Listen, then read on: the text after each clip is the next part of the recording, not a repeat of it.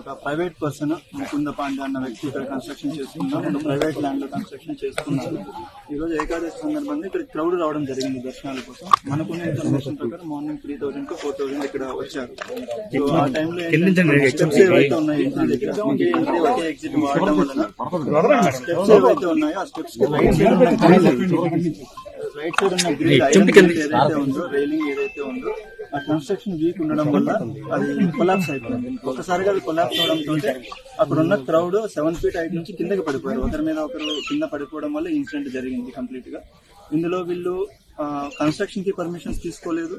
And మనకి ఈ రోజు బందోబస్తు అవసరం ఉంటుంది, మాకు క్రౌడ్ వస్తారన్న ఇన్ఫర్మేషన్ బేసిక్ ఇన్ఫర్మేషన్ కానీ ఇవ్వడం కానీ పోలీస్ స్టేషన్ కూడా చేయలేదు. బట్ మనకి ఎప్పుడైతే ఇన్ఫర్మేషన్ వచ్చిందో వెంటనే ఇక్కడికి రష్ చేశారు పోలీసు, లోకల్ పోలీసు ఇక్కడికి రష్ చేశారు. టోటల్ గా మనకు 9 మంది చనిపోవడం జరిగింది. 8 మంది మహిళలు చనిపోయారు.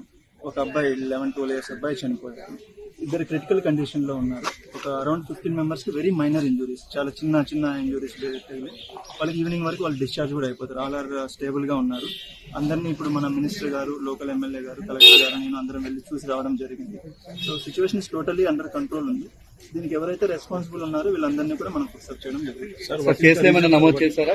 కేసెస్ రిజిస్టర్ చేస్తున్నాం.